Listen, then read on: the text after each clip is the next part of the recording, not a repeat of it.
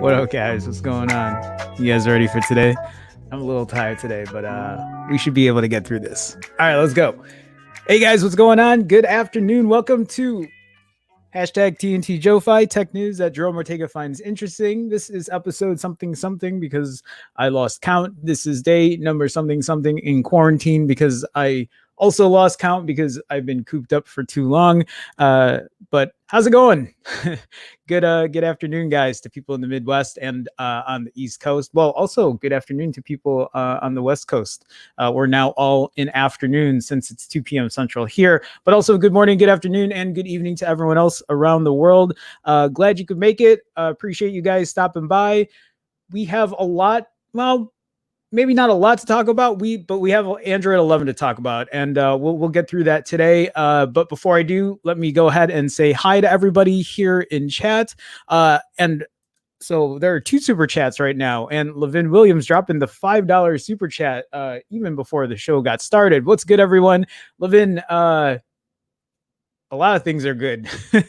It's been a hectic week, been a busy week, but appreciate you stopping by. Appreciate the support. Always means a lot to me. I still haven't added you into the super chat intro and outro, but I will today. So Levin, thank you. Thank you so much for the super chat. Thank you for the support. Always been a huge supporter of the channel, and I appreciate that. And speaking of huge supporters, also Brian with the $1 super chat. Brian, thank you so much, man. Brian with his continued streak of super chats, probably 60 something in a row at this point.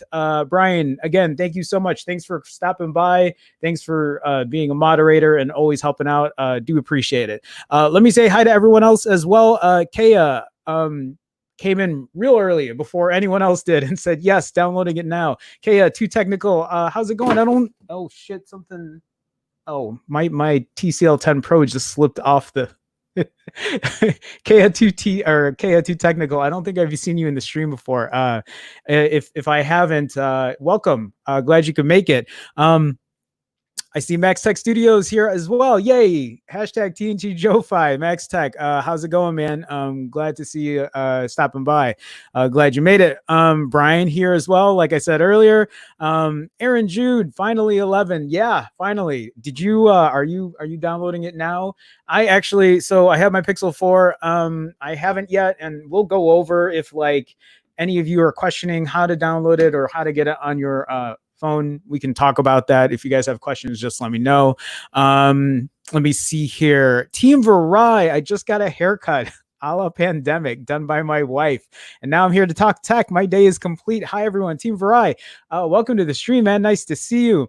Yeah, I speaking of haircuts, I've just been shaving my head because I can't. Doesn't matter. I wear like a hat 99% of the time. Only thing that sucks is like when I do these job interviews or I have to do them on Zoom, and then it's like, well, I got a shaved head, but whatever. It works. It works. Anyway, Team Varai, welcome to the stream, man. Max Tech Studios says, "How you doing, Jerome?" I'm good. Max Tech, doing good. For as good as I can be for the situations we're in right now. You know, it is what it is, but I'm doing well. Logan Humbert, I don't think I've seen you here before. Hello. Hey, Logan, how's it going, man? Glad you can make it. Appreciate you stopping by the stream. Paul Hendricks says, hey, how was Taco Tuesday? I did not have tacos yesterday, but I had tortilla chips and I had salsa, so that's as close to it. No, wait, no, I went to Taco Bell yesterday, which isn't really tacos technically, but it's kind of like tacos, right? It was good. My refeed was good. Paul, welcome to the stream. Nice to see you. Aaron Jude also says, wish I could support you, but I don't have a job and it's COVID. Aaron Jude, please do not feel guilty about it. You know, people who support, I always appreciate it. And, you know, it means a lot to me, but guys, don't feel obligated. You guys just stopping by, liking the stream, subscribing to the channel, and just, you know, being part of the chat, means a lot to me as it is. So, Aaron, no worries, man. Logan says, yeah, I'm now on Android 11. Well, you're one-upping me because I'm not there yet. I went for an hour walk today, and it's hot as fuck here in Chicago. It's humid is what it is. And when I got home, I saw the Android 11 stuff, and you know, I was like, I didn't have time because I had to like shower and get ready, but I'll get that updated later today. Deepak Murthy is in here as well. Hey, Jerome. Hey, Deepak. How's it going, man? Welcome to the stream. Nice to see you. Rise, I can't wait for the official release. Yeah. Are you not gonna are you just gonna stick with 10 for now, or are you gonna try to put 11 on there? Just curious. Rise, though, nice to see you. Glad you could stop by. 6 says, LOL, great way to promote a drop test for the TCL. That actually just it was laying on its screen. It's on the floor right now, but I think it should be fine. I said TCL's probably not happy with me anyway. I've been meaning to put a camera comparison test out, and I haven't done that yet. It's been a busy week. All right. So 6, welcome to the stream. Nice you can make it, man. Appreciate you stopping by. Tushar Simkata. Am I saying that right? Tushar Simkata. Can't wait to get it on my OnePlus 7 Pro. There you go. I always wanted that phone. I always say that, I think, every time someone mentions that. But Tushar, I don't think I've seen you here either. So glad you could make it. Paul says, waiting for exposed on 11. There you go. Okay, so let's get into it. Let's talk about Android 11. Let's go through. I pulled a couple articles, but the first article I'm going to go over is from Google officially, and talking about how Android 11 beta is available today. And this was written, or at least, you know, is from Dave Burke, which is the VP of Android engineering. It says here, as we shared with you last week, we postponed our beta release of Android 11 so that people could focus on important discussions about racial justice. So there was that Android 11 beta launch show. If you guys aren't familiar with it, they announced it a couple weeks ago, and it was supposed to come out June 3rd, so last week. And I guess I think they postponed it, or they just, now it looks like they canceled it indefinitely, and instead they put this release out, and now they're, you know, offering Android 11 beta to the public.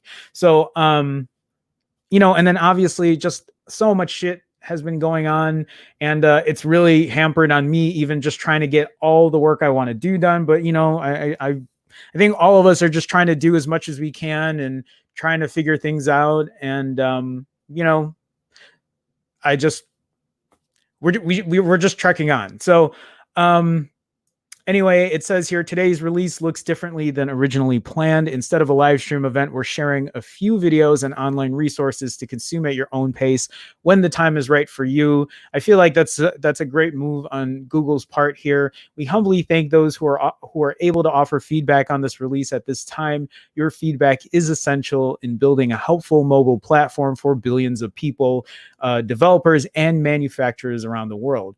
Read on to find out what's new in this year's release, Android 11. So focusing on people to make communication easier. I didn't go through this entire thing, but let me actually make the screen a little bigger just in case. Oh, wrong display. Just so you guys can catch it here. And if you see with like this GIF, you can see they're prioritizing the notifications. So when they scroll down here, you'll see Principal Tobin, and they give it priority, and you'll see it scroll up to the top.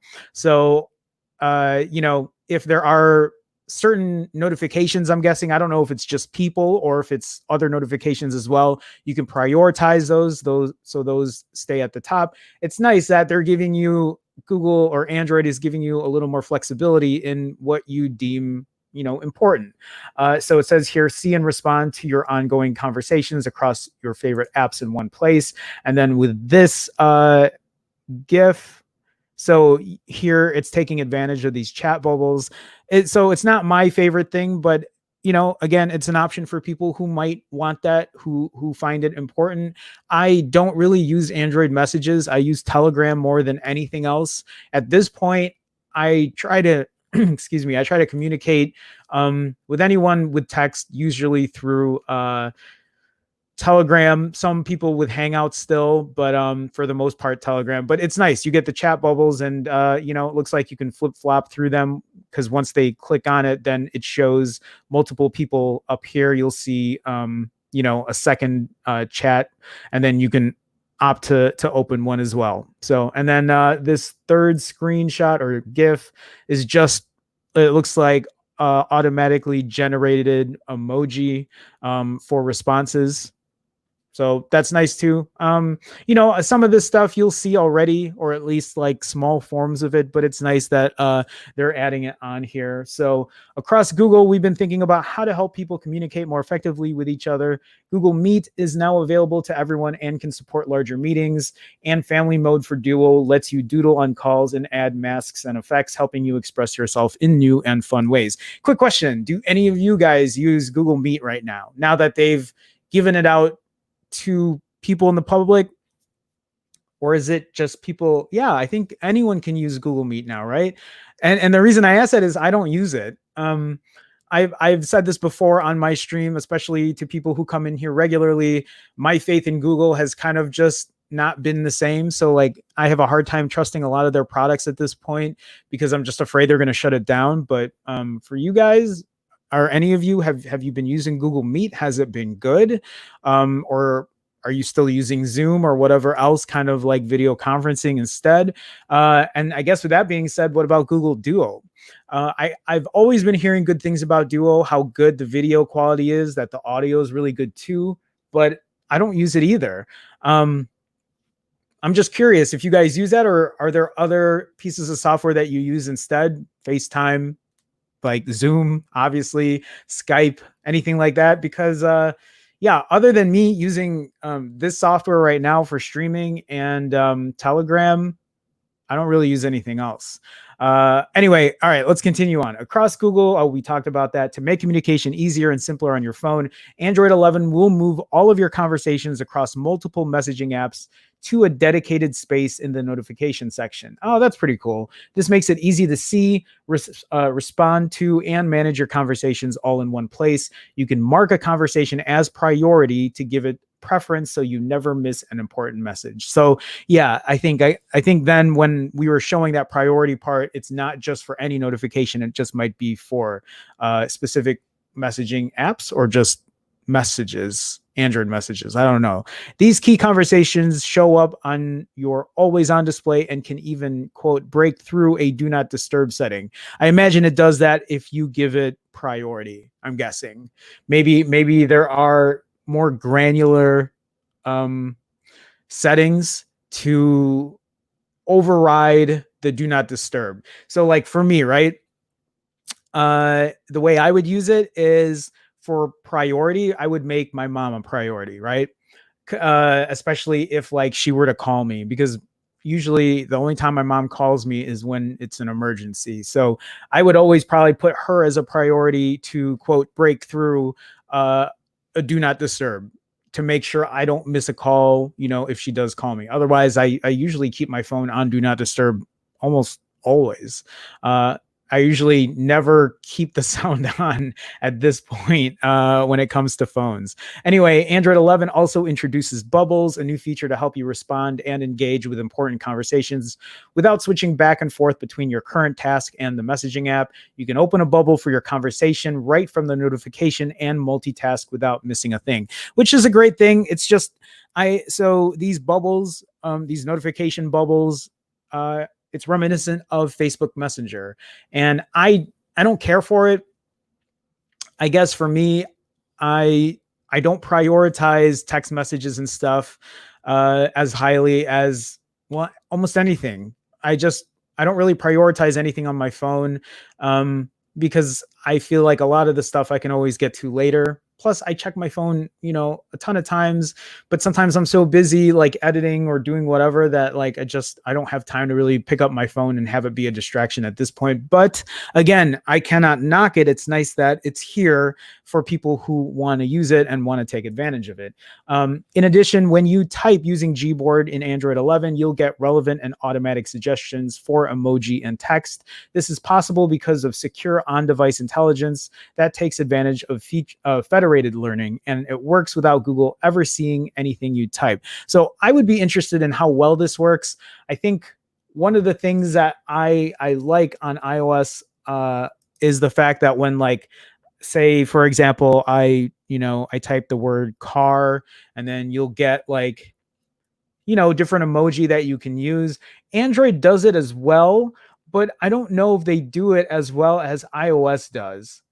I think it depends. I had this conversation with a couple of people in a tech chat, and I just remember Android kind of messed up in some certain situations when it came to giving me emoji to use after typing something on Gboard. But when I get 11, I'll test it out, and I'll give you feedback on it then. So new ways to control your connected devices and media. So I checked this out too, which is pretty cool. So this is okay, so what? Just one tap of the power button?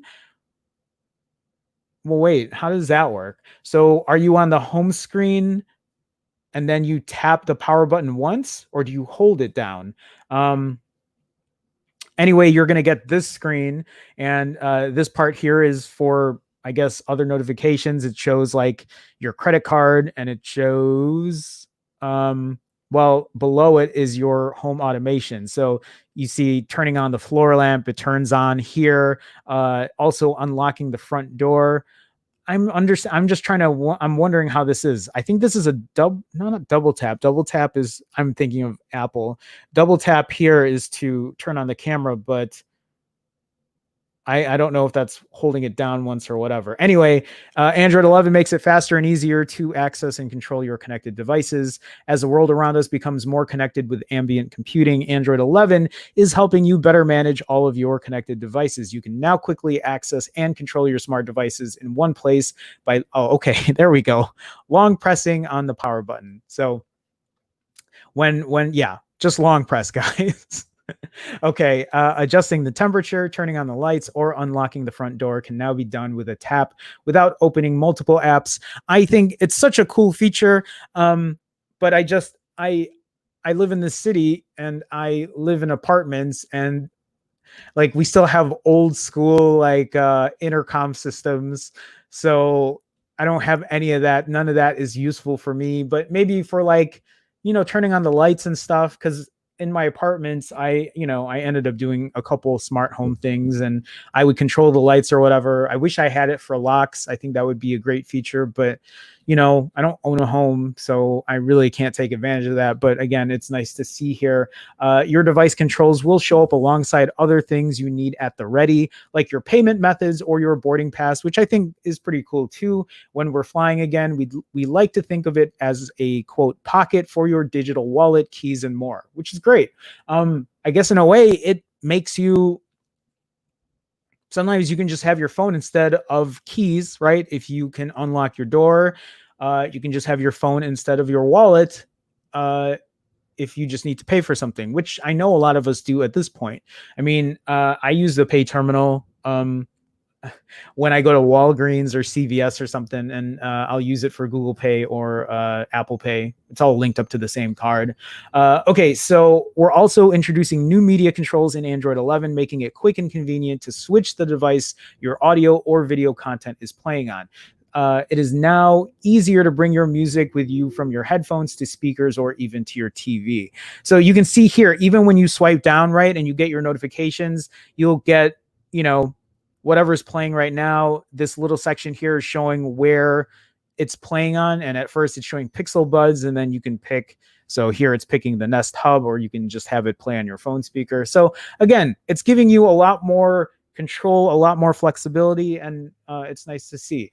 I'm sure there's a lot more coming with Android 11, but I think these are the big features they're trying to put out for people here. So also more privacy improvements. Every Android release has new privacy and security controls that let you decide how and when data on your device is shared. Android 11 has even more granular controls for the most sensitive permissions. With one-time permissions, you can grant apps access to your microphone, camera, or location just that one time. The next time the app needs access to these sensors, it'll have to ask you for permission again. In addition, if you haven't used an app for an extended period of time, we will, quote, auto reset all of the permissions associated with that app and notify you of the same. That's great. I'm glad to see that. You can always choose to re-grant the app permissions the next time you open the app. So I didn't see this here. So in a chat app, sharing location, and then giving it access. Okay, yeah, there you go. Available in beta today with many more features, and I'm sure there are going to be other articles that'll be talking about that. I did pull up a couple, but I think it's probably going to be very similar to what we read right here now. So it says here, Android 11 brings many more features like screen recorder. There we go. I'm glad to see that. Updated voice access, improved performance, and an improved share menu that makes it easier to share content from your phone. You can find many of these features in beta, available on Pixel 2 Plus phones today and other devices in the coming weeks. That's great. That makes me happy to see it. And just real quick, this goes out to people who think that updates do not matter. This just proves that as Android 11 is out today, I get to put it on my Pixel 4. I don't get to put it on anything else that I own that's Android. I don't get to put it on my TCL 10 Pro. I don't get to put it on my Galaxy A71, my OnePlus 6T. There's a lot of people who and I think we've had this conversation. There are people here who don't, not in here technically, but not in this chat, but I just mean people say updates aren't as, they're not a big deal. Nobody cares. Nobody notices them, but except for the tech people. But I think even though a lot of these things are behind the scenes, these updates are important to add extra security features, to have better flexibility in the UI, to make it easier for people who own these phones to, I don't know. I mean, we just went through just some of the basic updates on here for something like a screen recorder. I don't know, to have that baked in, it's great. I think that's why these updates, that's why support over the years is really important for phones, because you pay. My Pixel 4 was $800, and then here we go with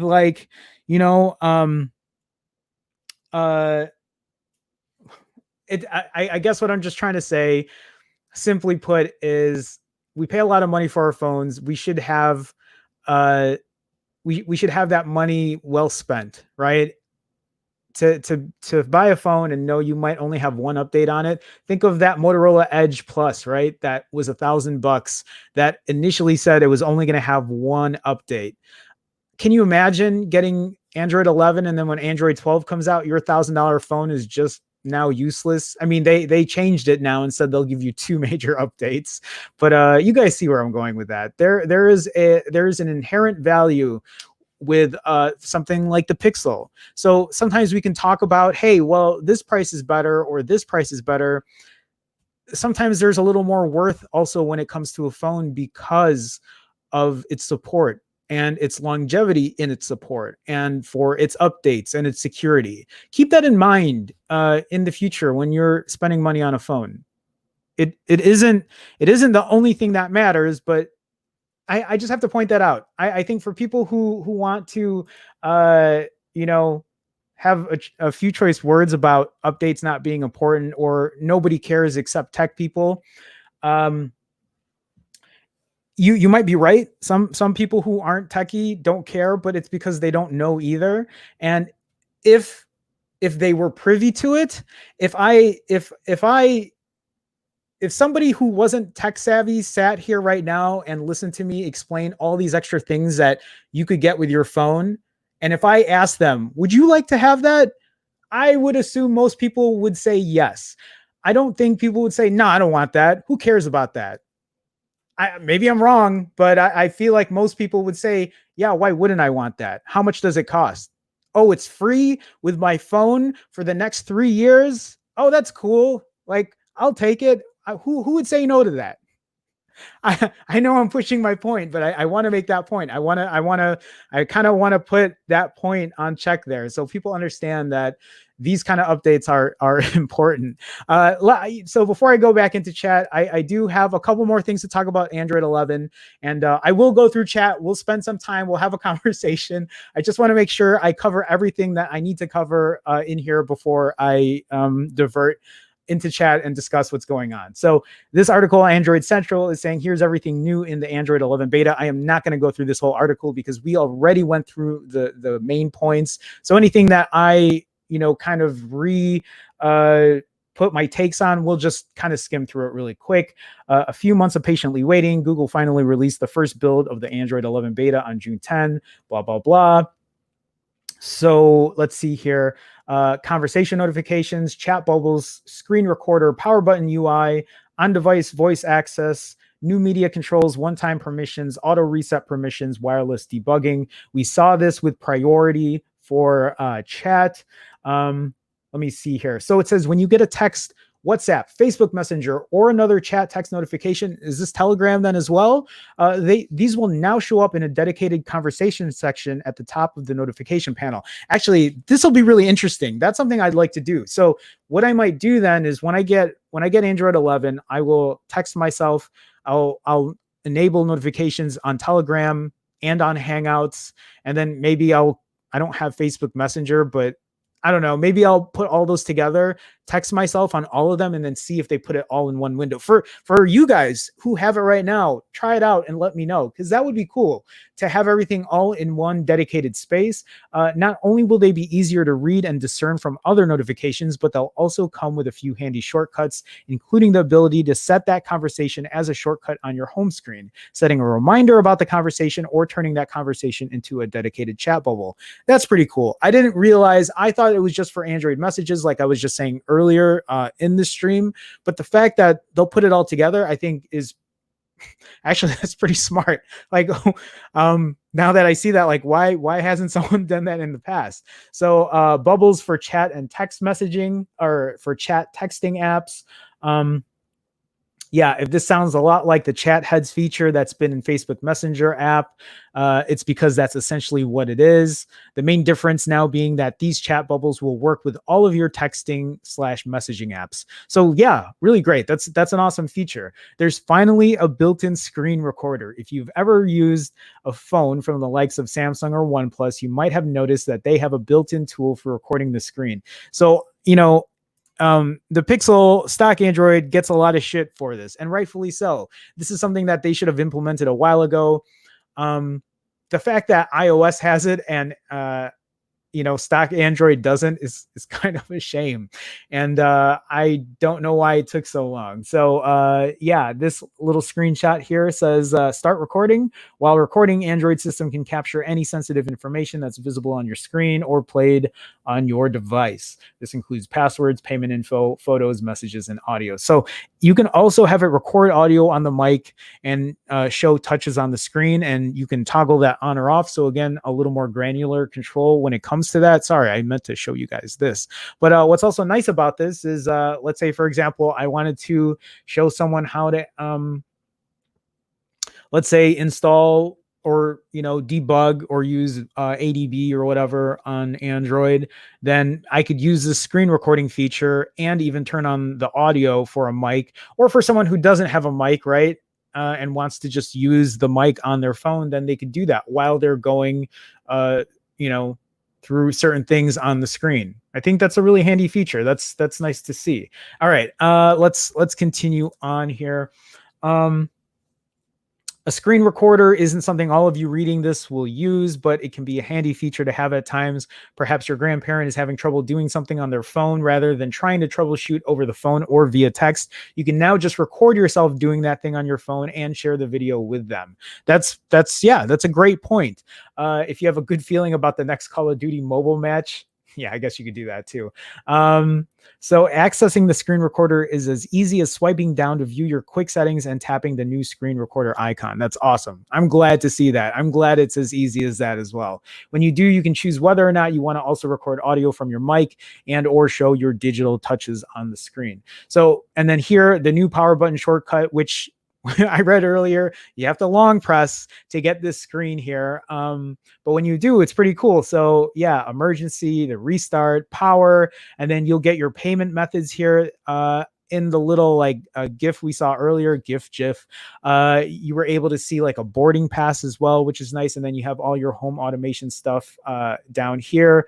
Front door, lights, and this tap to start looks like a routine, right? When I say routine, I mean like you can set something up where if you tap it, I used to have this at my place where it would turn turn a certain section of lights on, it would turn the TV on, or it would play a playlist on Spotify. There's a lot of stuff you could do. And I'm assuming that's what that's doing too.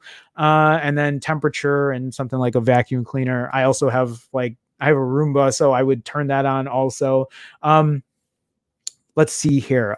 So it talks about that it talks about this power button shortcut and the UI. I'm not going to go through this because I feel like we already went through that. And then upgraded media controls. I don't know about you, but I've had plenty of times where I went to play a song or video from my Android phone, got confused why I didn't hear anything, and then later discovered that my phone was still connected to Bluetooth headphones. The only solution to this is to completely turn the headphones off or disconnect them, but Android 11 wants to make situations like this easier to deal with. I think that's a really smart feature too. Oh, I meant to switch this here. I really think that that's something that should have been implemented earlier as well, but to see it come here for 11 is great. The feature isn't quite ready for prime time as of yet, as you'll need to head into the developer options if you want to enable it. So, okay, maybe they haven't perfected it, but it's nice to see that it's in there. So whenever, I guess it's not official, but when it does, I'm guessing it'll probably come before the beta is not a beta, or before it becomes official, is what I meant to say. However, Google says that it'll be turned on by default in later builds of the beta. Okay, exactly what I was saying or trying to say. On-device controls, on-device voice controls for accessibility. Android 10 added a lot of helpful accessibility-focused tools for people that need to use their phone differently from you and me. And Android 11 continues this trend in a really cool way. Google's Voice Access app is a free download from the Google Play Store, and it allows users to control every aspect of their phone using nothing but their voice. I haven't really tried that. I don't really use accessibility stuff. I would try it one day just to see how well or how far ahead it is at this point. So with Android 11, voice access is now included as an on-device feature by default. Nothing else has changed with the way voice access works, but eliminating the barrier of needing to download it as a separate app is a great touch. Well, that's good. And then grant permissions on a one-time basis. We've talked about this already. I don't think I went through it in depth, but for people who want to read into that, if you need a link to this article, just let me know. I will say here though, this can be great for something like a video chat app you only use every now and then. For example, if your family uses Zoom to have a virtual get together once a week, you can only grant the app access to your mic and camera for that one time. So that's great. When you're done with the call and close out of the app, those permissions are automatically revoked. A safe phone is a happy phone, and this should go a long way to improve your digital privacy. So that's great. I love to see that.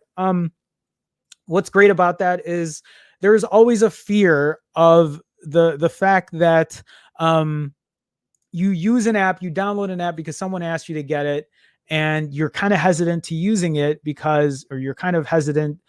using it because you're afraid that it might invoke privacy issues, and you don't know how trusted it is, and something like this gives you that peace of mind. Someone like me who's skeptical is still like, yeah, but is it really turning off my mic?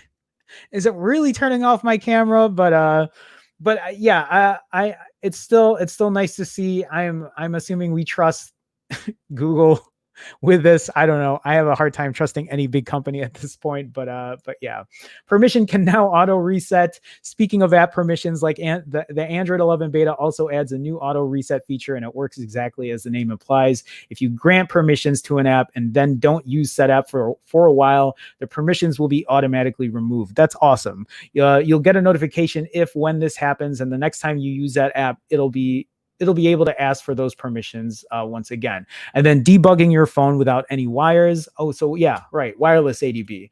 I have never used wireless ADB. I always stick to wired for everything. I will probably try it one day, but I say this, I still, and I've told you guys this, you guys who come to my stream, I always stay wired. Even when I charge my phone, I think the only thing I really do wirelessly at this point is when I use my iPhone and I airdrop stuff, because that works really well. Actually, since we're talking about that, when is Android going to start allowing us to do something like airdrop for Android? They don't have anything like that, right? Or do they? I don't know. Yeah, that would be nice. Anyway. So yeah, you could do wireless debugging, sending ADB commands to your Android phone from your computer while having the two devices connected via your home's Wi-Fi network. This is something that previously required cables, and it's still something that I do to physically connect the hardware, but that's now a thing of the past. So yeah, that's great to know. This article from The Verge talks about 5 new features Android 11 borrows from the iPhone. I don't know if this is a fluff article or not, but OS level smart home control, the availability of smart home controls. Yeah, we talked about this one-time permission. Yes, we went through this as well. Easy media switching controls, and that's talking about going from your Pixel Buds to your Nest or whatever. So screenshot interface. So taking a screenshot will now cause a preview of it to appear in the bottom corner of the screen, which you can then tap on to switch to an editing tool to annotate and share your image. Previously, screenshots and their edit options were tossed into the notification tray. Actually, that is a great feature. That's something I love about iOS, is when I take a screenshot, it goes down to the bottom left, and then I'm able to click on it and edit it. Because normally after I take a screenshot, I want to edit it. I want to crop it out, or I want to mark it up and put a little arrow and be like, this is what I'm talking about. And then I send it off into the chat. But it's nice that Android 11 is doing this now, because I'm sure you guys know when you take a screenshot on a Pixel phone or on stock Android, it just goes straight to the notification tray. Then you got to slide the notification down, click on that, and then edit from there, which is just an extra step or two, which is unnecessary at that point. And then native screen recording maybe. So yeah, I think, yeah, that's it. And then lastly, for people who are curious about how to get Android 11, you can do it, I guess, a number of ways, but the easiest way to do it, especially if you don't want to do if you don't want to like flash it yourself or sideload it yourself, is to opt into the Android beta program. If you're not familiar how to do this, just go to google.com/android/beta. I'll say it again, google.com/android/beta. And then you participate in this program. It says here, view your eligible devices, but we talked about this. Anything that's over a Pixel 2 and newer, you can use. So Pixel 2, Pixel 3, Pixel 4. I don't think there's anything else I'm missing there. So you can do that. You just click opt in and then you'll be set. Otherwise, you can sideload it. And that's probably how I'm going to do it. I don't need to opt in. I'll go ahead, sideload it. But that's a whole other story. And that's something we'll talk about. Well, it's something that I can help you guys if you actually need to know how to do that. But for me, it's just easier doing it this way because I've been doing it for a while, so it's no big deal. Otherwise, that's Android 11. That took about 40 minutes to talk about. Holy shit. But yeah, it's a good amount of info. And I think that's it. Okay, so real quick, guys, for anyone in the chat, I will get to the chat real quick. We're gonna talk, but real quick, guys, for anyone who's in here who's listening, if you guys haven't already, please consider hitting that like button. Liking the stream helps me in an algorithmic kind of way, aka I think it helps people find the stream. It helps people engage in chat. I see you guys talking here in chat. I will get to you guys. I appreciate you engaging and having, a conversation and joining the community. It's always nice to see. And with that being said, guys, I do stream Mondays through Fridays every weekday at 2 p.m. Central. This is a different time now, but this will always be at 2 p.m. on the dot. That is my promise to you guys. That's my goal. So if you haven't thought about subscribing, please consider being a subscriber. We do this every day. We sit here, we talk shop, talk tech, and have a good time. And lastly, I will put this out here too. If you are in chat and you see people with green in their name, you see a red Chicago star next to their name, that is because they are a member of the team of the Phone Jerome fam, the Phone Jerome squad, whatever you want to call it. And you can be part of that squad too. All you got to do is click the join button, and you could do so for as little as 99 cents a month. Guys, it's just a way to support me if that's something you'd like to do. These are just a couple perks you get with it. You also get to use custom emoji. You will also get your name on the intros and outros of every single one of my live stream. Again, all you got to do is click the join button, as little as 99 cents a month. There are other tiers as well. If you can't find that join button, you can go to youtube.com/Phone Jerome/join. Otherwise, for you guys just to stop in, like the video, subscribe, engage in chat, or just being in here and being a creepy like stalker lurker. Just kidding. No, I appreciate you guys stopping by. It does mean a lot to me. So let's go ahead. Let's get into chat. Let's there's a lot of chat, so I will get to it. But I always give priority to super chats. And Will, with the $2 super chat, Will, it's been a minute since I seen you in the stream. Welcome, man. Nice to see you, Will. Did Android 11 beta fix face unlock for apps? Very interesting you said this, Will, because I talked about this the other day. Or was it yesterday? It was sometime this week. Somebody I think on Android Central put an article out saying that face unlock is now better than the fingerprint reader for the Pixel. And I said, no, it isn't. And his article was talking about how a multitude of apps now will work for face unlock with third-party apps. And he's like, it might not work for all of them, but it works for the major companies or whatever. I have two apps on my Pixel 4 that I need face unlock for: my Chase app and my Capital One app. After I read that article, I was like, oh, well, maybe my Chase app will work. Nope. I still got to put a password in.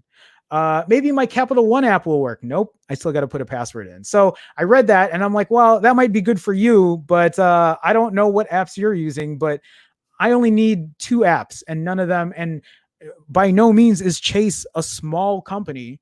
right? They're not some like knockoff local branch that's like in one section of Chicago. They're everywhere.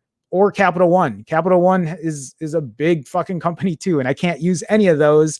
So no, they I don't think they've fixed Face Unlock for apps.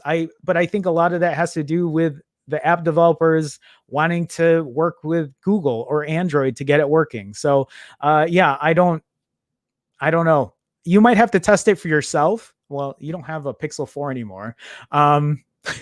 Actually ask me. Maybe I can like look into it if there's a certain app that like you want me to check. But anyway, Will, thank you for the $2 super chat, man. Appreciate the support. Appreciate you always just stopping by and helping out and always trying to prop me up where you can when you can, man. So appreciate you stopping by. All right, guys, let me scroll back up. Let's go into chat here. Let's see what's going on.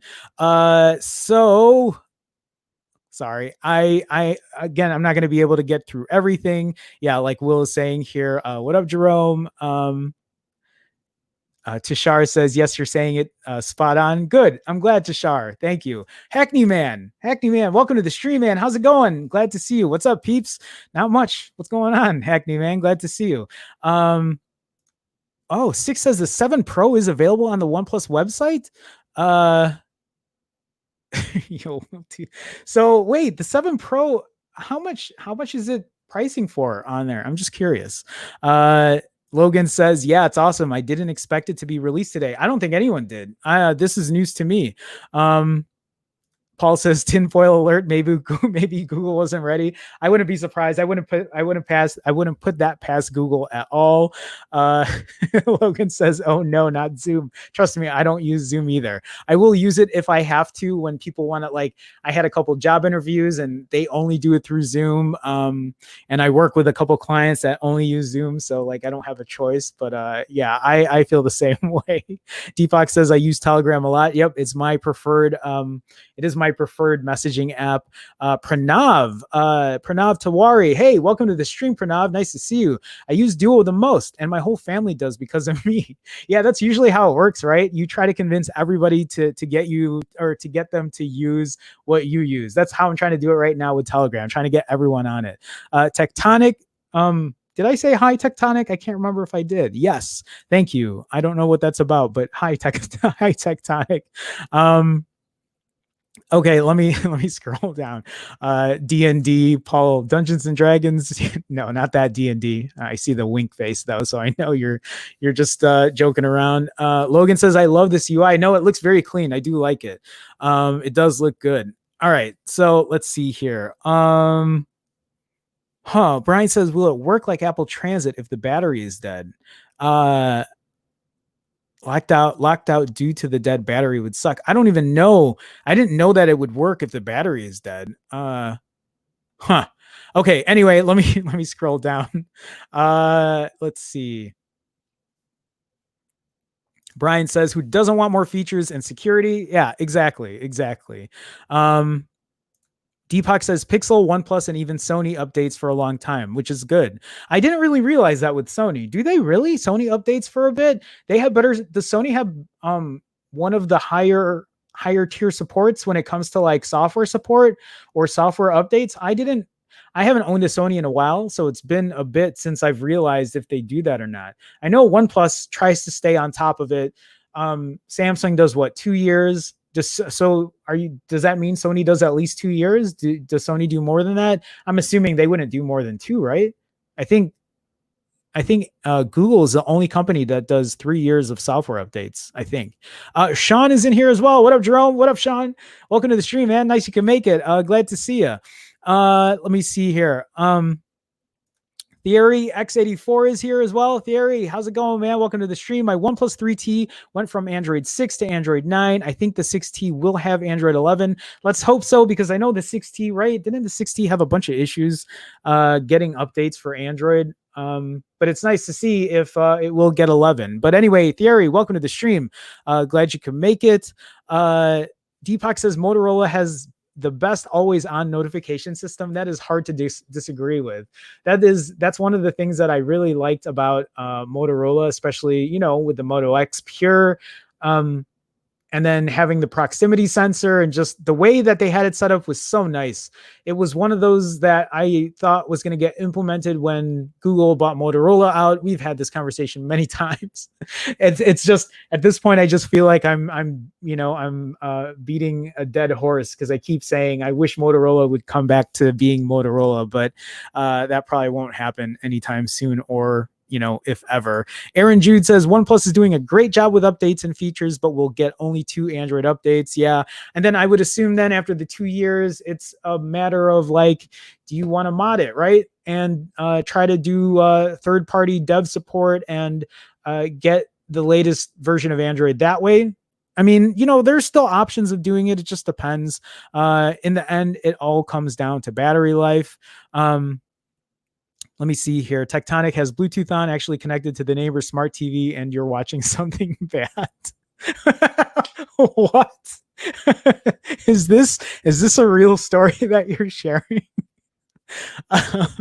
Trevor Gehert. Did I say that right? No, not Trevor Garrett, right? Garrett? Am I saying that right? Trevor Garrett. Hello, I just installed Android 11 beta. Great, that's awesome. Trevor, how do you like it? That's the first thing I'm going to do once I end the stream is I will install Android 11 beta and test it out. Brian says they're still collecting your data. Yep, that's true too. Will says it's easier to opt in, isn't it? It's just one click. No, it is. It is easier. I just don't know. So like I haven't done it in a while. So when you do opt in, does it mean you automatically get the update? Is that how it works? Because I'm not sure. If it is, then just do that. Listen to Will, guys. If it's as easy as just opting in and then you automatically get Android 11 beta 1, do that. don't sideload it. I guess for me, I'm just used to sideloading because it's just something I do. Marcus A is in here. Marcus, what's going on, man? Welcome to the stream. Nice to see you again. Opted into the beta, hopefully good enough to drive daily. Yeah, so since Will just said that, let me ask you, Marcus, when you opted into the beta, did it give you the option to download it immediately? I just need to know. Maybe someone's answering this as I'm talking right now, but I'm just curious. Selwonk is in here as well. Selwonk, what's going on, man? Would you do a stream on iOS and iPhone news? Yeah, I mean, if there's iOS and iPhone news, I maybe would, maybe not. Usually when I talk about iOS and iOS or Apple, whatever, it's usually, I don't know. I might do it. I cover Apple stuff, don't I? I just don't cover it as much because I don't know. It's kind of boring. Don't get me wrong, guys. For you guys who are new or who are just watching me for the first time, my iPhone 11 Pro is my daily driver. That is my favorite phone right now. So, I mean, that's the iPhone 11 Pro has been the only Apple phone that's been my favorite over a long time. So, I need an Android phone to retake that position. But yeah, I would do a stream on iOS, maybe. How long could I talk about iOS for? I don't know. I'm like, yeah, it's like the other ones. It's good, but like I have nothing else to say about it. Let me see here. Hackney Man says, I have to say your stream is cool to listen to while taking an evening stroll. Well, I'm glad. I appreciate you saying that. That's really nice. It makes me wonder if I should start converting this into just podcasts. So for people who don't want to watch the stream, they can just listen to it. But Hackney Man, that's very nice of you to say. Thank you so much. Haven't been listening to tech news recently. Any update on the 4A? Yeah, the update is it's not coming until August, or you probably won't get your hands on it until August. Also, a $350 price point, which is great if it comes with 128 gigs of internal storage, and it would also be great if it comes with 6 gigs of RAM. But since you didn't listen to, if I'm assuming then if you haven't kept up with tech news, yesterday I talked about the OnePlus Z, and there is a chance that the OnePlus Z might be coming in at $350. The OnePlus Z at $350 would completely, well, I was going to say it would shit on the Pixel 4, but it probably wouldn't, not in terms of its camera. But the OnePlus Z will be coming with a Snapdragon 765G. So a better, faster processor than the Pixel 4a. So the question is performance or camera? And then how good is the 730 versus the 765G? I don't know. But yeah, that's about all the news I think I have on that. I see Tony Pazzo. Tony Pazzo. Hello, Jerome. Hello, Tom. Hello, Tony. How's it going, man? Glad to see you on the stream. Nothing beats iMessage. I disagree with that. Telegram beats iMessage. Telegram does so much more than iMessage. The only thing that iMessage does right now that Telegram doesn't is react emoji. I think that's the only thing. I can send all my files on Telegram. I can even forward certain messages to different other messages, other group messages on there's so much you can do on Telegram. It's like ridiculous how good that is. I like iMessage. I think iMessage is nice, but it has its limitations. Like you can't use iMessage on Android. So you're completely taking out a user base there. I like iMessage. It has a lot of pros, and they do great on their marketing, especially when they're trying to get people to use the blue bubble. But I think Telegram beats iMessage. That is all. I don't think I can argue that. I feel very strongly there. Tony, though, welcome to the stream, man. Nice to see you. Cody Baker, how do I get the Android 11 beta downloaded?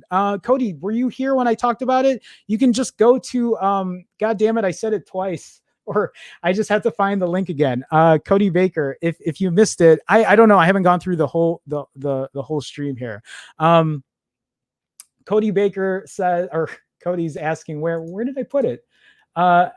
Go to google.com/Android/beta. One more time, google.com/Android/beta. Parth Gupta. Parth, how's it going, man? Welcome to the stream. Nice to see you. Every company nowadays gives 2 years of updates nowadays, thankfully.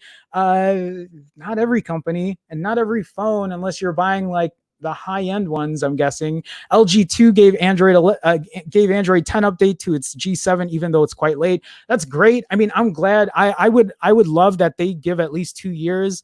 But I know some other motos have only done 1 year for some of their updates, which is kind of unfortunate. Or if they do 2 years, some companies might not even give you that until months later. Again, I'm glad if most companies are giving 2 years, but I don't know if everyone is doing it at this point. So, anyway, let me see here. Let me figure this. I lost my spot. Tony Pazzo says no one mods anymore. I mod. I know people who mod. Why? just because you don't or someone else doesn't, like, what does that matter? There's a whole modding community. Like, have you been to XDA? Just because not everyone does it doesn't mean there's not a modding community or people don't take advantage of it. What about Gcam? Gcam is a whole modding app for the camera, and a ton of people use Gcam. That's yeah, I don't know if you're just here to argue with me, but like, I'm going to knock these points out, Tony. So go ahead and bring it if you want. I see Mayank. Hold on here. Let me see if I'm saying this right. Mayank Reddy Sadi. Mayank. Let me know if I'm pronouncing that right. But Mayank, welcome to the stream. I don't think I've seen you here before. I wish Google had done a little bit more with the Soli. I love Google, but I think Soli is the biggest bummer. I had such high hopes given its capabilities. Mayank, I have talked about this. I have beat this to death as well. Soli, I feel like could have been. It's weird. I feel like it could have been a game changer, but Google saw the technology, and I just don't think they implemented it as well as they could have. The one thing that I've talked about in the past is the Moto X Pure, right? The Moto X Pure had something as simple as a proximity sensor, and it worked flawlessly. And I think that proximity sensor works better than what Soli gave. And the way that I could just wave my hand over the Moto X Pure and get my notifications that way was great tech for that time. And it's not something I'm seeing now, which is a little disappointing, because even using Soli for that, sometimes waving my hand over the phone didn't work as well as what I had on my Moto X. things on Soli that I wish that I could have done too was like give us a little more control of using, our hand, using gestures or whatever to like scroll through pages or like raise the volume, playing media. I don't know. I ended up turning it off because I never really used it. It wasn't the best feature, and it looks like they're giving up on it because apparently it's not going to be coming for the Pixel 5 anymore. So yeah, I feel the same. I wish they could have done more, but like, what are you going to do at this point? I'm just trying to think if there's any kind of hope for something like Soli again, but maybe they're just giving up on the technology altogether. Will says, yeah, you get the update minutes later. Okay, well, that's good. Then actually, you know what, Will, maybe I'll just opt in. That'll probably be the easier way. Yeah, Mayank says, yes, opt in and check for updates and you get the OTA. That's great. That's great. Yeah, Marcus is agreeing. Thank you, guys. Thank you for sharing that because I wasn't aware. So for anybody who's looking to download it, just go again, google.com/android/beta. Opt in. You will get the update and then you'll get Android 11 beta 1. So let's see here. Dean Taylor. Hey, Dean, how's it going, man? Welcome to the stream. I don't think I've seen you here before. Appreciate you guys sharing that info in here. Theory says thumbs up for the podcast. Okay, guys, I will look into it. I don't know how easy it is to just change or like, get the audio. I don't think it's that hard, but if I can, I'll start doing that. And maybe I'll start uploading a podcast. So then you guys who aren't able to catch the stream or who don't really want to just watch it, like, or, they just want to listen, I'll look into that as well. Deepak says, actually, there is some Apple news to cover. ARM-based Macs. I read that, or I went through it. I just don't talk about Macs much because I only use my MacBook Pro and I use an old one, but I just feel like I'm not as versed. But new iPhone 12 WWDC on the 22nd of June. That's it. Actually, I think I had an iPhone 12 article yesterday and I glossed over it. I don't think I ended up going through it, which is a little unfortunate. But yeah, I know I need to give a little more love to Apple, especially when I use their phone as my primary. I don't talk about it much. There's just not a lot of stuff. Tectonic says Signal beats all in terms of security, privacy. I agree. Signal is one of the best apps to use in terms of that.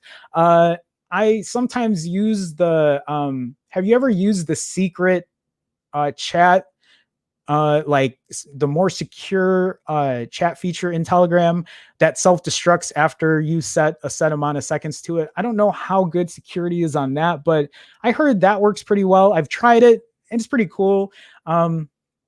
But yeah, Signal, I usually hear is the gold standard when it comes to privacy and security when using messaging apps.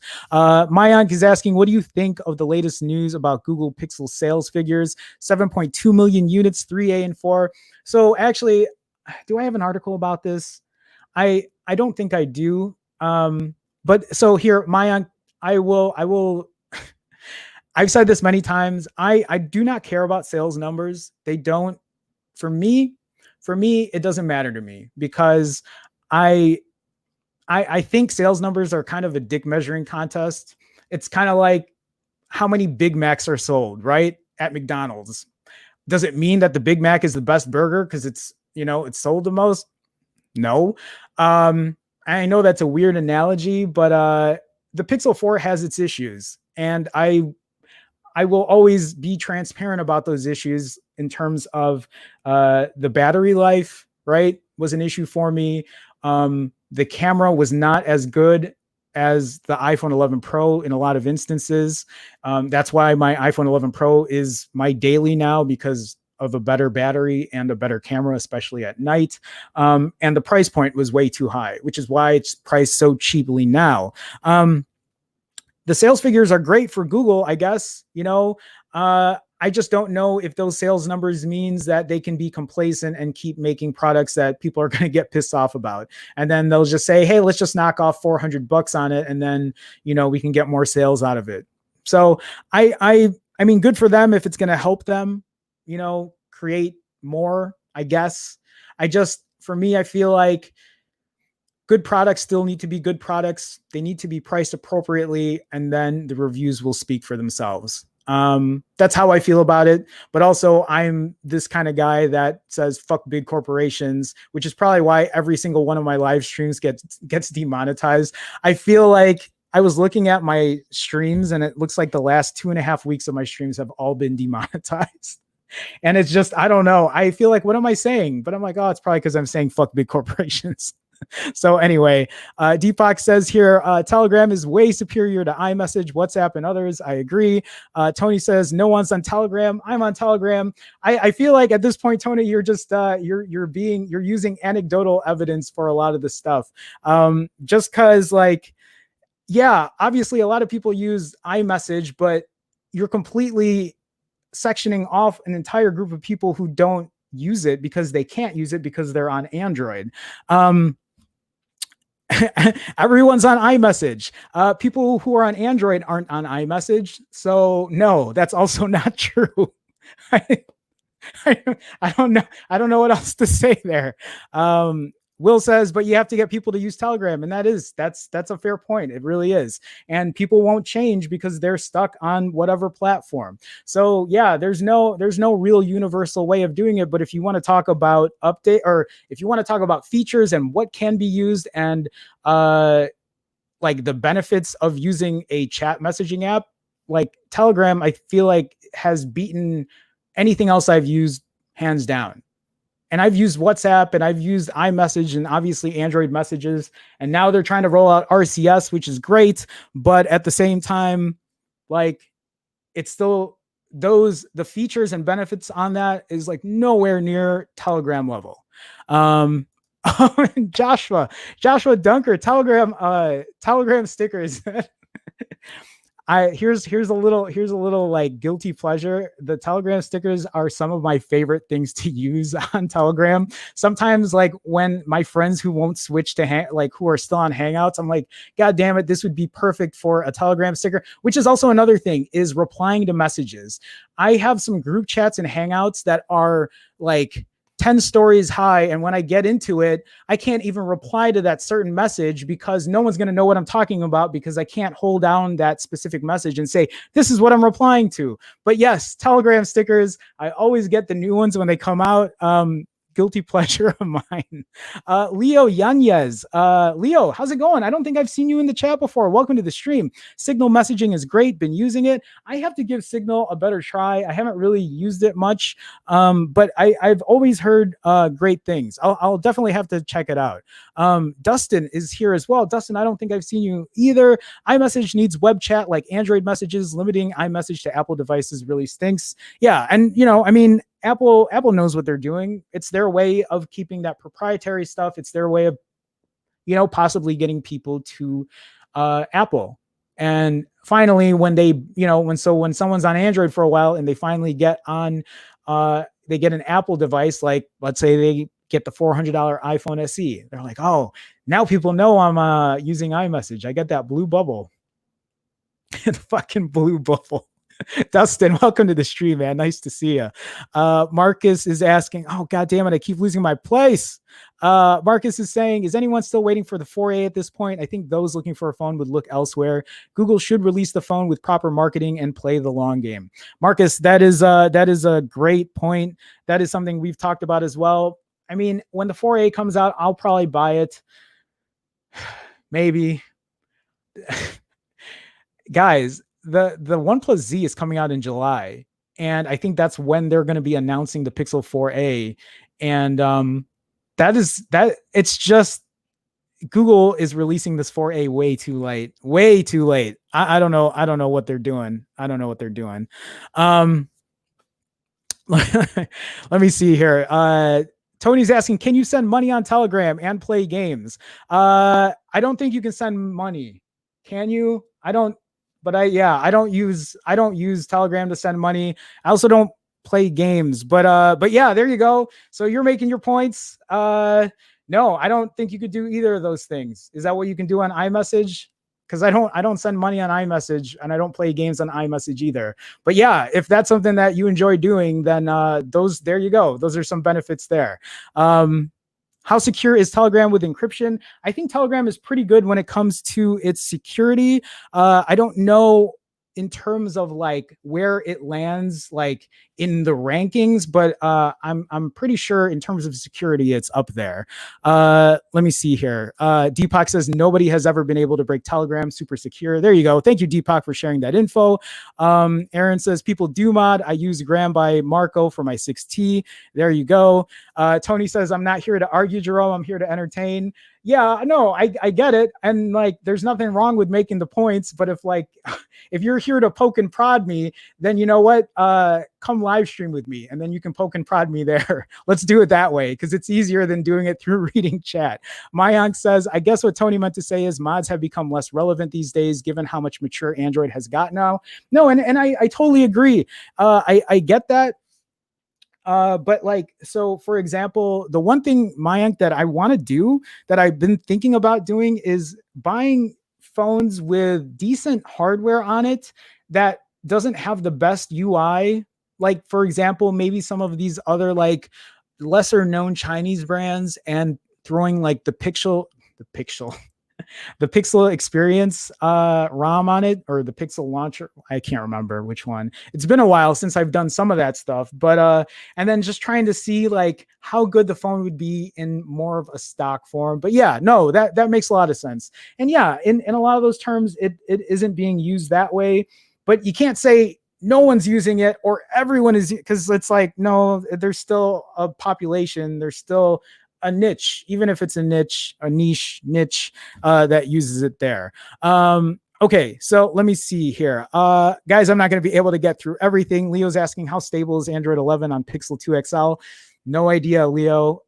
That's something that you might have to either go through like Reddit forums on, or the Reddit subreddits and check out, because I don't even have a Pixel 2 XL anymore. I have no idea.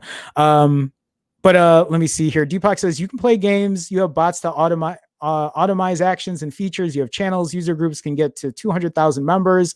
You can send files up to 1.5 gigs. Audio and video quality is superb. There you go. Deepak, thank you for sharing that info. I wasn't like, I knew about all that other stuff. I just wasn't sure about games on it, because I don't play games on Telegram or messaging apps. Mayank says, haha, so true about the sales, but I just worry about Pixels because Google is notoriously known for killing off its products. Yep, it is. And if Pixels don't do well, I worry Google will kill the Pixel line altogether. And that's a fear. That's a fear that I actually have talked about in like the chat that I'm with, which we've talked about that. And some people in my chat are just like, well, that's fine. You know, Google's already fucked up so many times that they might as well just kill their product, because it's like, we're never happy with it. They keep messing it up. It's never going to be perfect. But yeah, I that is a fear, and it's something I don't want to see, because like I've bought every single, not every single Nexus phone, but from the Galaxy Nexus back in, what year was that? 2011, 2012. I bought every single Nexus phone. I bought every single Pixel phone, and I bought every single iPhone since the original. And I don't want to see it go either, but I don't know where Google, I don't know where Google is going with their stuff, but you know what? Apparently they're selling Pixels, so maybe it's going to work. Okay, let me just scroll down. Dean says, I've been watching your videos for long. I like the camera comparison videos, man. Thanks. I think a lot of people do.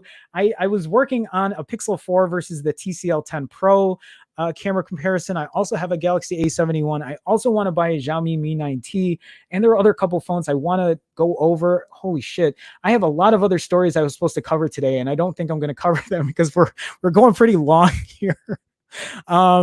Okay. Oh God. All right, guys, I'm not going to be able to get through all the chat. I'm sorry. Theory says 4A versus OnePlus Z camera comparison. Let's go, Jerome. I know. I will. If I can get these, it just depends on money. It depends on all that stuff. Tony says, yuck, green bubbles. Come on. Yeah, I know. A lot of people feel that way. Apple's smart about what they did, making their blue bubble thing and making people feel like having a green bubble means you're inferior to them. Big House Productions is in here. Hey, Jerome, what's up, stream?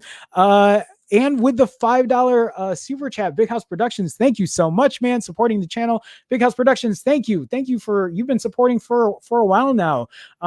You, Levin, Brian, I see you guys always supporting, and I can't thank you guys enough for taking that extra step in doing that. It means a lot to me. Big House Productions, thanks for making it. I know you're not able to make these streams all the time, but when you do, it's always nice to see you. So thank you so much. Thank you so much. All right, guys, let me scroll back up. I just want to make sure I'm not missing too much here.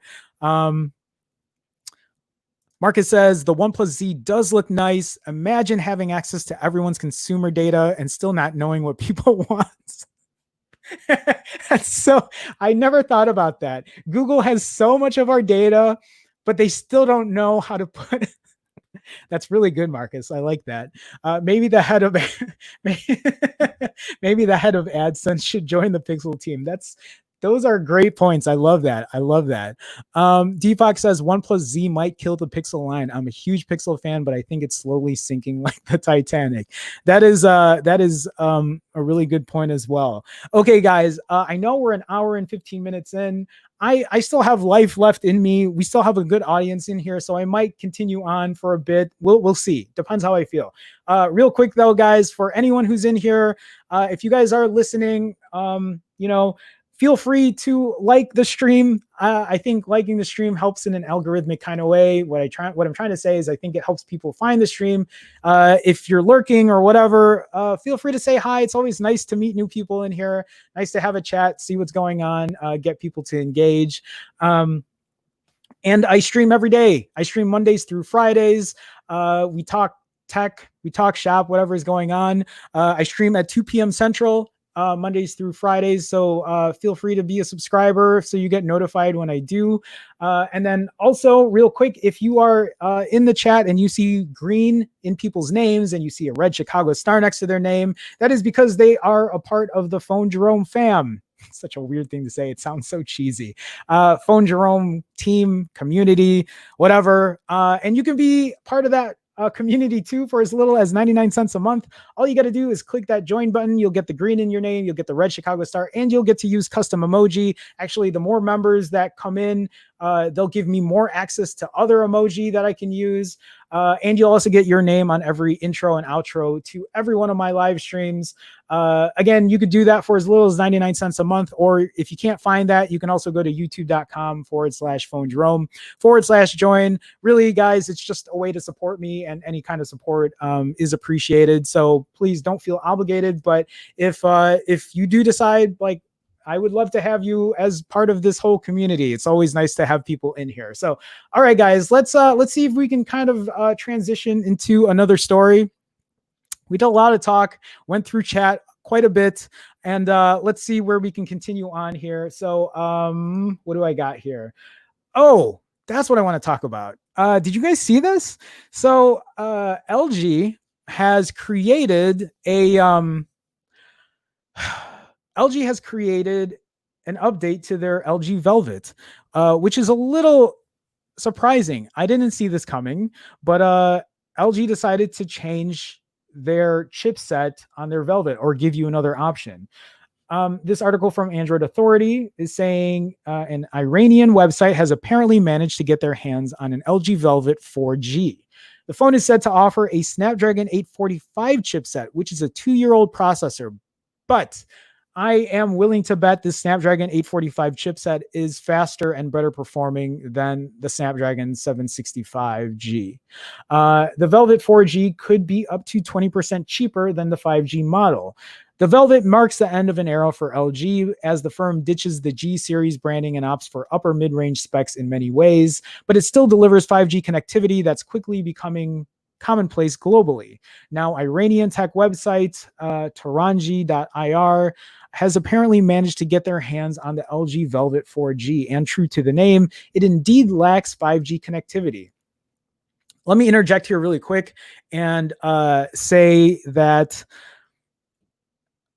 okay, the LG Velvet has the Snapdragon 765G instead of the Snapdragon 865G because, one, for price, and two, they wanted to put a cheaper price on a phone but still give the customer 5G. The thing I've complained about here is 5G is not ready yet, especially for most people. I would assume probably the majority of people are not really using 5G at this point. And if they are, I don't think it is worlds better than what 4G LTE gives you right now.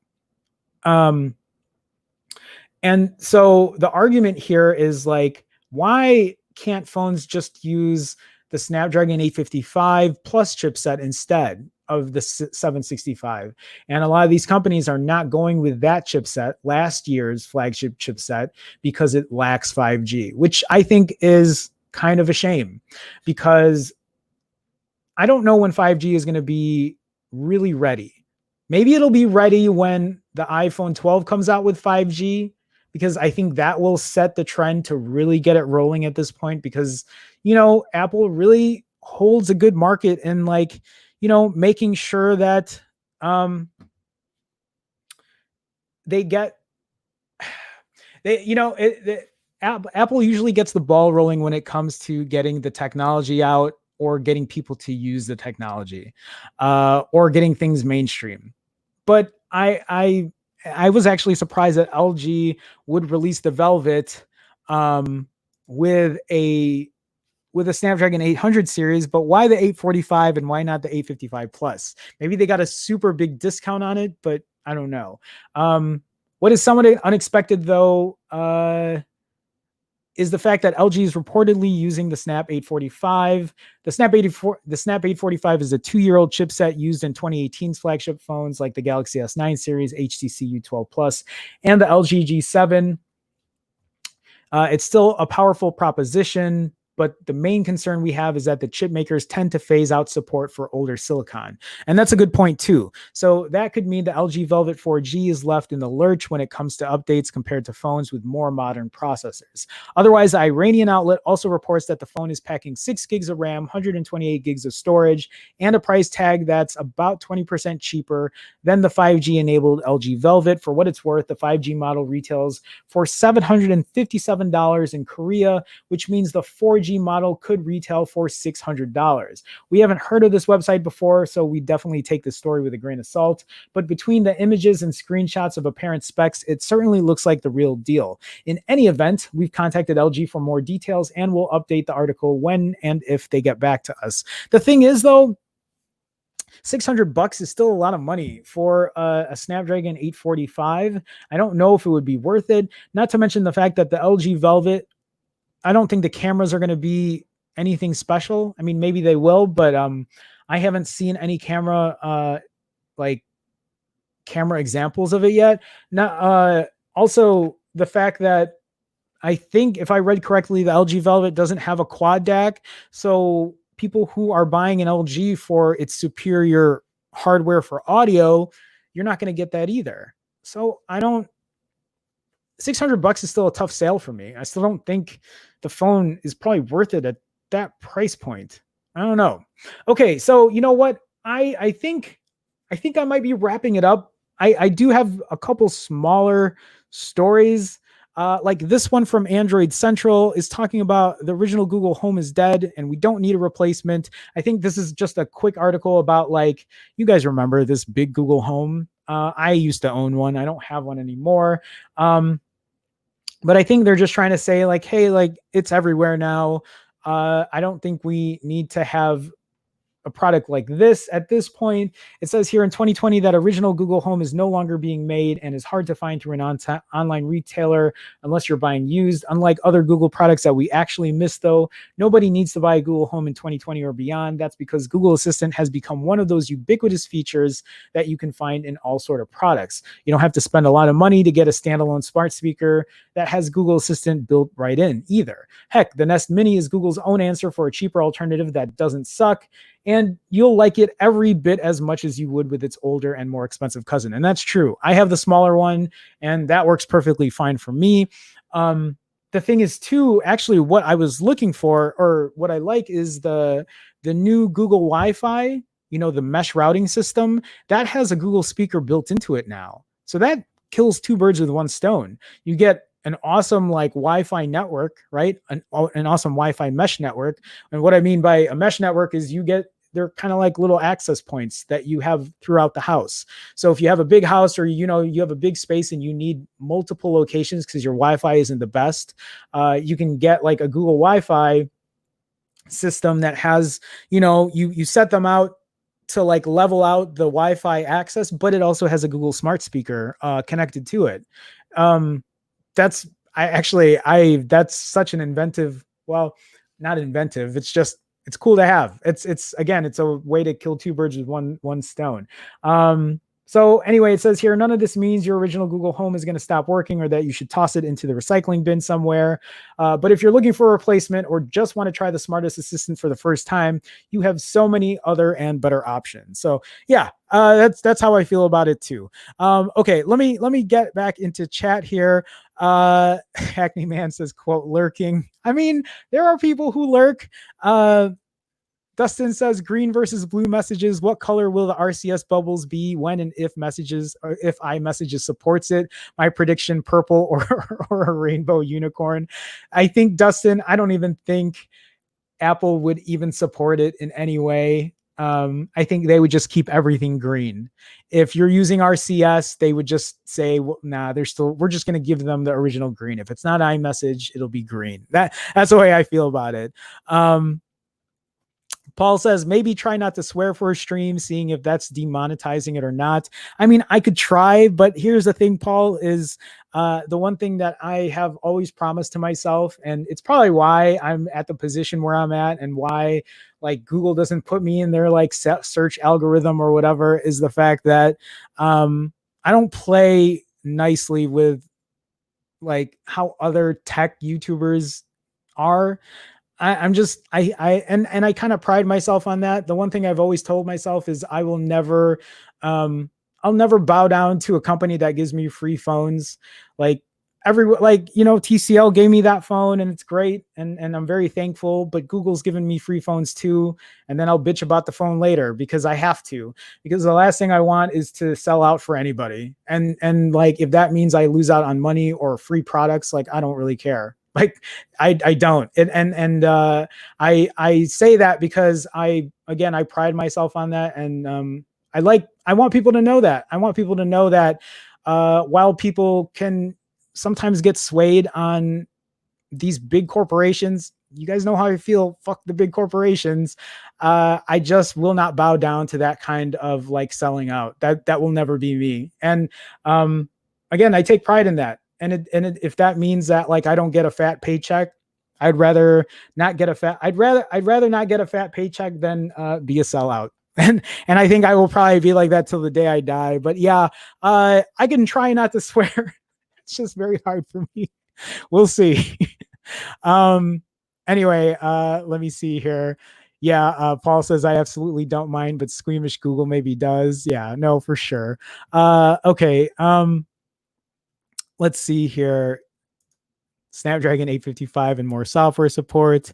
Yeah. Oh, okay. So the last article I have is not really tech related. I kind of just wanted to talk about it as like a closing article here. We're an hour and a half in, but it's this article about AMC.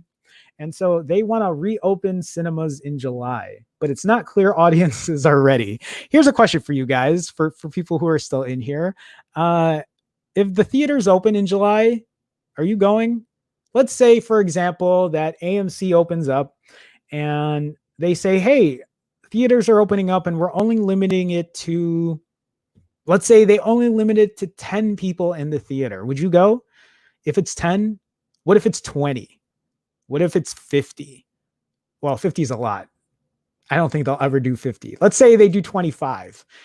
Would you go in July? I just don't know if it's the right time. I really don't know. Surveys say it could be months before people are comfortable going to the movies. And the thing is, I don't know if the theaters are really going to be able to last much longer. Honestly, I feel like at this point, these big theater companies need to kind of reinvent what they're doing. What they need to do is figure out a way to get these movies into homes when they get released, and then either price it more, or I don't know. this is what I mean about like big companies, right? That's why people are still driving cars with like, oil, and we're not moving forward with like better forms of technology because like it's old corporations that have like a ton of money that want to make sure that they keep making big money and they don't want to like do change. Anyway, that's a whole nother story and I'm not going to get into that now, but it says here AMC has reiterated its hope to reopen the company's cinemas in July after posting a staggering financial loss. On an earnings call yesterday, the company's CEO, Adam Aron, said that he expects 97% of the company's US locations to reopen by next month. 97% of them? Holy shit. That is a huge. I just cannot imagine a ton of people going to theaters right now. So it says here after AMC was forced to close theaters in March as a result of the COVID-19 pandemic, AMC operates over 1,000 theaters and more than 11,000 screens globally. Recent surveys, however, suggest that moviegoers aren't ready to return in substantial numbers. I don't think they are.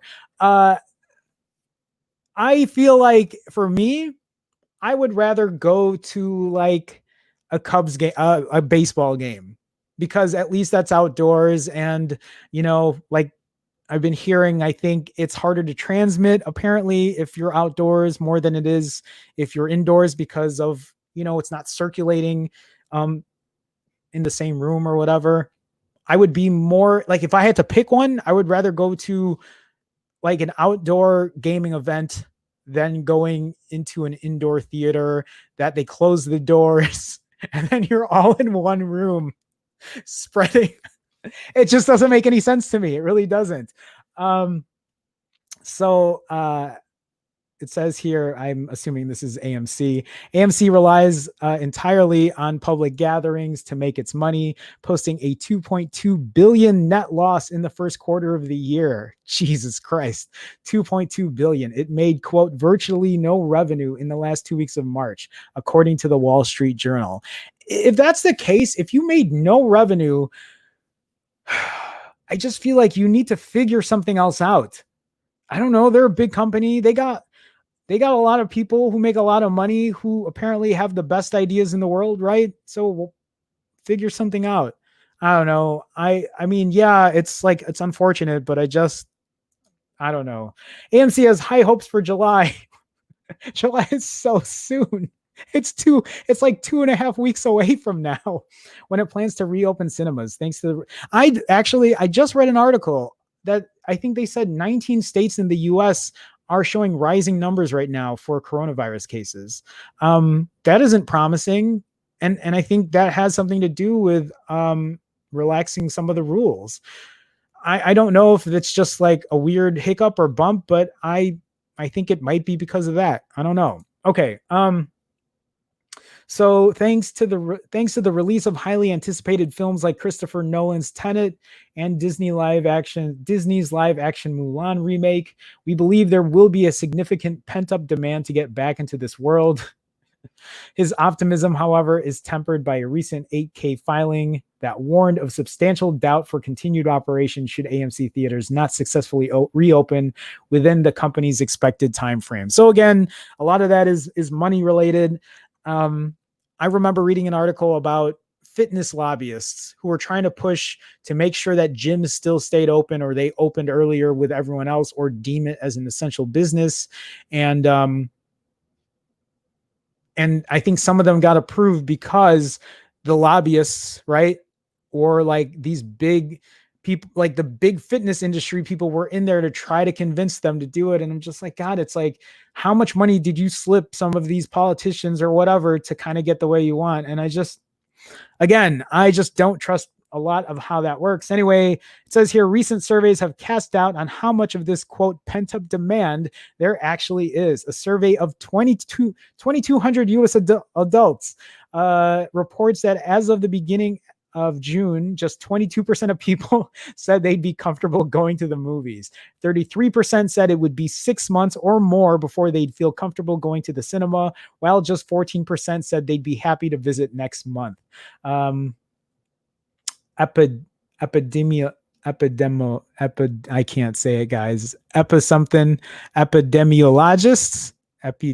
God, I'm usually good at this. Anyway, are more cautious. A survey of 511 of the professionals don't expect to attend large public gatherings like sporting events, concerts, or plays for at least a year. So at least until June 2021. Wow.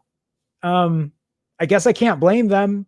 It would be hard for me right now to go to an indoor event willingly and say, yeah, I'm cool with this.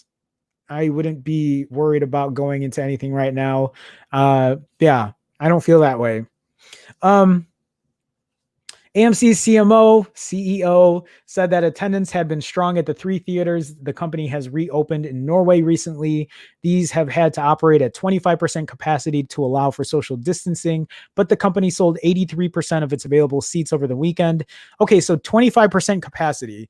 I don't know how much a theater covers. Like, what is it? How many people are in a theater? Is it like 100? So 25 people get in there? I don't know. It still scares me. Going forward, the CEO said the company would show popular films across more screens to make up for the lack of seats. Will double or triple or quadruple the number of auditoriums showing Tenet or Mulan to make up for the reduced capacity limitations. So we have a lot of arrows in our quiver to make sure the seat capacity limitations don't hurt us. A bigger roadblock could come from local lawmakers. The Wall Street Journal notes that although some states allowed theaters to open last month, key markets including LA and New York are being more cautious. New York cinemas will only be allowed to open in the 4th phase of its reopening plan, but New York City is still in the 1st phase as of this week. So yeah, I don't know. I just thought I'd share that because I kind of laughed when I read that. And I'm like, dude, who is going to go to a theater right now? I just don't think it's the right time. Okay, so let me see here. Thierry says, no way, even if they pay me. I agree. It's not something I'd be doing right now. Leo says, no, I rarely go to theaters or public events. And was saying I wasn't going often before all of this. Hell's no to going to theaters. Yeah, Thierry says those theaters need to buy or start a streaming service. They need to do something, right? Like make a deal or just figure something else out. Days One, hey Days One, welcome to the stream, man. I haven't seen you in a minute. People are already going to movies here with the Evo and Santikos. I don't know what that is. 20%, I think, capacity per theater. Thank you for sharing that. Yeah, I don't know. I don't know when I would feel comfortable going. Maybe if I knew for sure that the numbers were actually dwindling and just like going flat, but it doesn't seem like the right time at all. Jason Lim, Jason, what's going on, man? I don't think I've seen you here either. Welcome to the stream. Nice to see you. Just stay away. Do not follow the crowd. There you go. Jason, welcome, man. Glad you can make it. I know I'm on the tail end here. I see Ross in here as well. Ross, what's going on, man? I haven't seen you in a minute. Ross says, I haven't been to a movie theater in years, I think at this point. I'm trying to think, when was the last time I've been to the theater? It's been a minute too. I can't remember. Was it Black Panther? That might have been the last time I went. I can't remember when that got released. But yeah, it's been a while for me. And even then I go very like far and few between. But yeah. Anyway, Ross, welcome, man. Nice to see you. Again, it's been a minute. Appreciate you stopping by. Welcome to the stream. Days One says these are super theaters with bowling alley, bars, restaurants. Oh yeah. They have those in Chicago. What did you call them? So maybe is that what they're called there? Because here in Chicago, what do they call them here? I don't know if they call them anything in particular. Ross is from Chicago. Ross, the theaters with like bowling alleys and like restaurants and bars, do we call them anything here? I don't think we do. Not that I can think of. But yeah, I don't know. Anyway, I just thought it would be a good article to kind of close that off with. Just something different, just something like non-related as much to tech as I typically do or normally have done. Oops, I didn't mean to switch there. But yeah, anyway, guys, with that being said, I think that is it for the show today. I just want to thank everybody for stopping by. Really quick, if you haven't already, please feel free to like the stream. If you haven't, it's just a way of supporting me. I do stream Mondays through Fridays, now at 2 p.m. Central, on time. That's something I'm trying to do now, is regularly on time, 2 p.m. Central on weekdays. And if you guys haven't already, also, people in the chat who have green in their names, they're a member of my channel, and you guys can be a member too. I'm just marketing this one last time. All you guys have to do is click this join button. You can do so for as little as 99 cents a month, and you get to be part of the Phone Jerome fam. You'll get the red Chicago star next to your name. You'll get to use custom emoji, and you'll get your name on the intro and outro to every one of my live streams. Really, guys, it's just a way to support me. Otherwise, if I understand not everyone can do that, and I totally get it, especially in the times we're in. So please do not feel obligated. It's just something I wanted to put out there just in case anybody wanted to just support in that way. But actually, sorry, I'm getting my outro set up. But with that being said, I do want to thank everybody for stopping by. We had a really good stream today, a good number of people. I'm surprised how many people are still in here after me talking about AMC stuff. That wasn't even tech related. Actually, Ross says, I don't think so. No special jargon I've heard. Yeah, me neither. I don't think I've heard. Brian says bougie theaters. That's good. Yeah, I can see that. But yeah, guys, again, appreciate you guys stopping by. I do want to thank everybody for the continued support. There were a good amount of super chats today too. So for people who super chatted, thank you so much. For all the Phone Jerome members, thank you as well. For people who are on my Patreon, and for my second Patreon that I just started, I'm actually surprised that you guys found me through my other channel. Thank you for stopping by and asking me questions here, but this is not the channel for fasting. But anyway, I do want to thank everybody, but I will be back tomorrow.